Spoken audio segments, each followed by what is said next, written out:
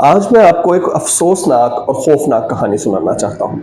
آپ جانتے ہی ہیں کہ ہم صحت کی آگہی سے متعلق ویڈیوز بناتے ہیں اور ہر ویڈیو کی ابتدا میں چند سوالات رکھتا ہوں اور ویڈیو کے اختتام تک آپ ان تمام سوالات کے جوابات جان چکے ہوتے ہیں۔ مگر آج کی ویڈیو کی ابتدا میں نہیں بلکہ اس کہانی کے اختتام پر میں آپ کے سامنے چند سوالات رکھوں گا اور ان سوالات کے جوابات میں نہیں آپ کمنٹ سیکشن میں دیں گے۔ میں ہوں doctor Adeel Riaz, consultant radiologist at Ilyas Medicare and diagnostic centre Lahore. Video میں آگے بڑھنے سے پہلے سبسکرائب بٹن اور بیل آئیکن پر کلک کرنا مت بھولیے۔ اب سے لگ بھگ 3 گھنٹے قبل میں نے ایک 7.5 ماہ کی حاملہ خاتون کا الٹرا ساؤنڈ کیا ہے۔ اس الٹرا ساؤنڈ پر میں نے جو کچھ دیکھا وہ میرے لیے پریشان کن تھا، مگر اس سے بھی زیادہ دل دہلا دینے والا وہ معاشرتی رویہ اور جہالت تھی جس نے مجھے ویڈیو بنانے پر مجبور کر دیا۔ یہ خاتون جو 30 ہفتے کی حاملہ تھی، ان کا ہونے والا بچہ ایک ایسی جسمانی معذوری کا شکار تھا جس میں قدرتی طور پر بچے کا سر نہیں بن پاتا۔ اس کو ایننکیفلی کہا جاتا ہے۔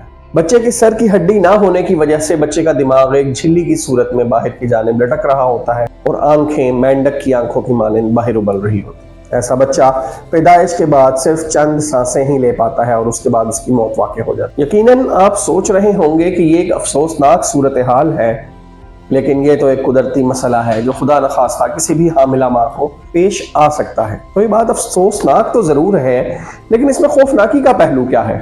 تو جناب، اصل کہانی کا آغاز آج سے 18 ہفتے قبل ہوتا ہے۔ یہ خاتون آج سے 18 ہفتے قبل میرے پاس الٹرا ساؤنڈ کروانے آئی تھیں اور الٹرا ساؤنڈ پر اس بچے کا یہ مسئلہ اس وقت بھی صاف نظر آ رہا تھا۔ ان خاتون کو اس بات سے آگاہ کر دیا گیا جبکہ وہ 13 ہفتے کی حاملہ تھیں کہ یہ بچہ پیدائش کے بعد زندہ نہیں رہ سکتا، لہذا اس حمل کو ضائع کر دیا جائے۔ اور جناب عالی، یہیں سے آغاز ہوتا ہے اس جہالت اور توہم پرستی کا جس کا خمیازہ یہ ماں اور اس کا خاندان شاید تمام عمر بھگتتے رہیں گے۔ اس خاتون کی ماں، ساس اور شوہر لندن میں مقیم ایک پیر صاحب کے مرید ہیں۔ فوری طور پر پیر صاحب کو اس مسئلے کے بارے میں آگاہ کیا گیا۔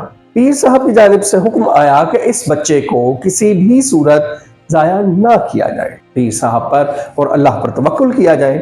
وہ حاملہ ماں کو آن لائن دم کریں گے، اس کی برکت سے بچے کا سر بالکل صحیح صورت میں بن جائے گا۔ خاندان کے بڑوں کو پورا یقین تھا کہ پیر صاحب بے سر کے اس بچے کا سر اگانے میں کامیاب ہو جائیں گے، گویا بچے کا سر نہ ہوا حلوہ کدو کی بیل ہو گئی۔ یہ خاتون گزشتہ 18 ہفتے سے ہر ہفتے آن لائن دم کروانے جاتی رہی ہیں۔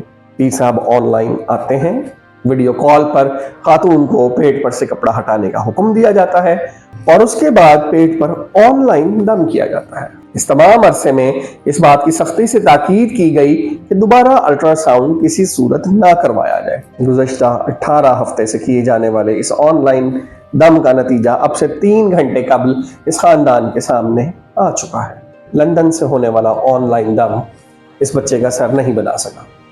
اس کہانی میں ایک اور افسوسناک بات یہ ہے کہ مذکورہ خاتون کے پہلے 3 آپریشن ہو چکے ہیں۔ ان میں سے 2 بچے بدقسمتی سے پہلے ہی انتقال کر چکے ہیں اور اب ان کے پاس صرف ایک لڑکی موجود ہے۔ اگر اس حمل کو 13 ہفتے پر ضائع کر دیا جاتا تو نہ صرف آپریشن کرنے کی ضرورت نہ پڑتی بلکہ DNC کے ذریعے بچے دانی کی صفائی کر دی جاتی اور یہ بات بالکل ممکن تھی کہ یہ خاتون اب تک ایک صحت مند بچے کے ساتھ دوبارہ حاملہ ہو چکی ہوتی۔ مگر اب صورتحال یہ ہے کہ کچھ بھی نہیں کیا جا سکتا۔ اس بچے کی نارمل ڈیلیوری ممکن نہیں ہوگی کیونکہ گزشتہ آپریشن کو 2 سال سے کم وقت گزرا ہے اور نارمل ڈیلیوری کی صورت میں یوٹرائن رپچر کا خدشہ موجود ہوگا، اس لیے سی سیکشن ہی کرنا پڑے گا۔ چوتھے سی سیکشن کے نتیجے میں اس خاندان کے ہاتھ ایک ایسا بچہ آئے گا جس کی خوفناک شکل و صورت کو دیکھتے ہوئے شاید اسے گود میں اٹھانا بھی پسند نہیں کریں گے، اور اگر وہ اسے گود میں لیں گے تو وہ ان کے ہاتھوں میں چند لمحات میں اپنی آخری سانسیں لے کر اس دنیا کو چھوڑ چکا ہوگا۔ یہاں میں آپ کے سامنے چند سوالات رکھنا چاہوں گا جن کے جواب کے لیے میں آپ کی کمنٹس کا منتظر رہوں گا۔ اس ساری جہالت کا ذمہ دار کون ہے؟ وہ ماں باپ جنہیں تمام صورتحال سے آگاہ کر دیا گیا اور اس کے باوجود انہوں نے توہم پرستی کے اس راستے کو چنا۔ وہ پیر جو لندن میں بیٹھ کر آن لائن دم کرتا رہا، اس بات کا خیال کیے بغیر کہ اس بچے کی پیدائش اس کے مریدوں کے لیے کتنا بڑا جذباتی، معاشرتی اور معاشی دھچکا ثابت ہوگا۔ کیا جب اتنے دم درود کے بعد بھی ان ماں باپ کے ہاتھ ایک ایسا بچہ آئے گا تو کیا خدا پر ان کا توکل اور ایمان متزلزل نہیں ہو جائے گا؟ کیا اس سانحے کے باوجود بھی یہ خاندان اس پیر کا اسی طرح مرید رہے گا؟ اس سوال کا جواب میں آپ کو بتا دیتا ہوں کہ خدا پر ان کا توکل متزلزل ہوگا یا نہیں، اس کے بارے میں تو میں کچھ نہیں کہہ سکتا، تاہم یہ بات یقینی ہے کہ خاندان اب بھی اس پیر کا اسی طرح مرید رہے گا۔ آپ بھی اپنی رائے کمنٹ سیکشن میں ضرور دیجیے گا۔ اور میرا آخری سوال، انٹرنیٹ کی ایجاد سے پہلے آن لائن دم کی جگہ کیا طریقہ کار استعمال کیا جاتا تھا؟ اپنی رائے اور تجربات کا کمنٹ سیکشن میں ضرور اظہار کیجیے گا۔ اگر آپ کو یہ ویڈیو پسند آئی تو do like, comment, share and subscribe to my channel.